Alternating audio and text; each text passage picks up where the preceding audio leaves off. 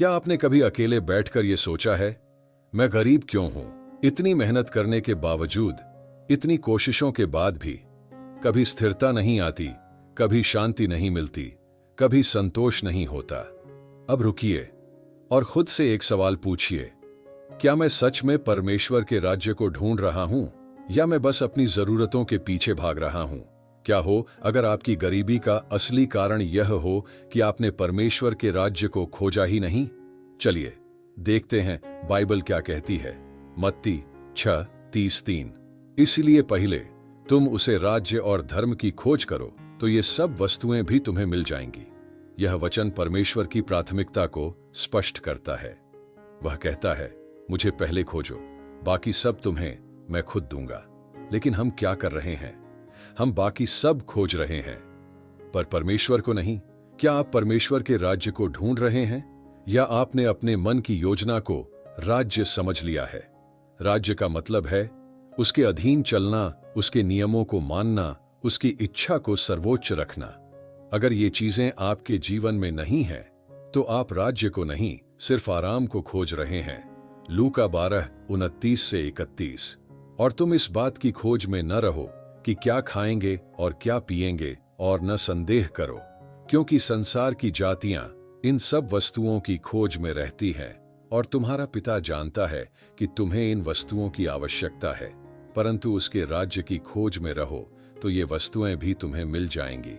परमेश्वर कहता है, मुझे खोजो, चीजें खुद आ जाएंगी।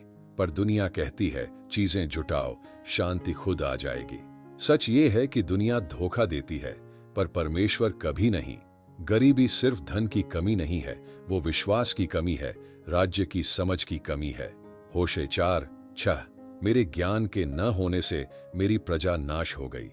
तूने मेरे ज्ञान को तुच्छ जाना है, इसलिए मैं तुझे अपना याजक रहने के अयोग्य ठहराऊंगा।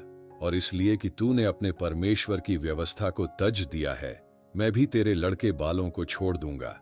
लोग इसलिए नाश हो रहे हैं क्योंकि वे राज्य को खोज नहीं रहे, वे सिर्फ रोजमर्रा की जरूरतें पूरी करने में उलझे हुए हैं। भजन संहिता 1:1-3।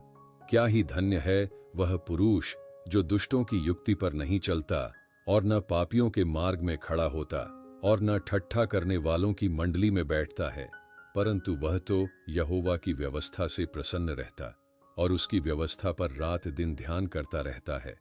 वह उस वृक्ष के समान है जो बहती नालियों के किनारे लगाया गया है और अपनी रथु में फलता है और जिसके पत्ते कभी मुरझाते नहीं। इसलिए जो कुछ वह पुरुष करे वह सफल होता है। वह व्यक्ति जो परमेश्वर के वचन में मन लगाता है वो फलता है, बढ़ता है और मुरझाता नहीं। लेकिन जो उसका राज्य नहीं खोजता वो सूखता है, लड़खड़ाता है और अंत में गिर जाता है। नीति वचन 10:2-2।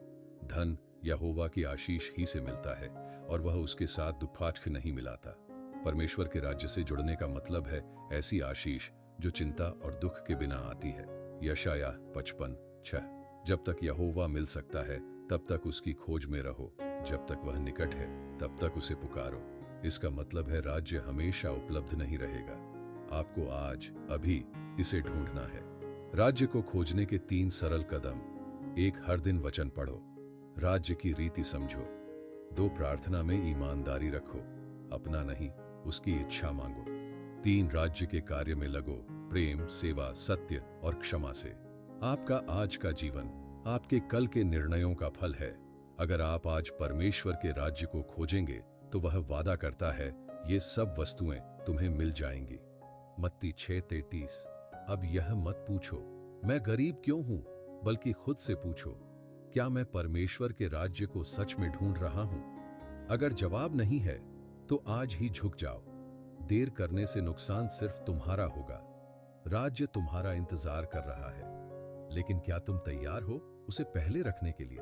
यीशु के नाम में आमीन।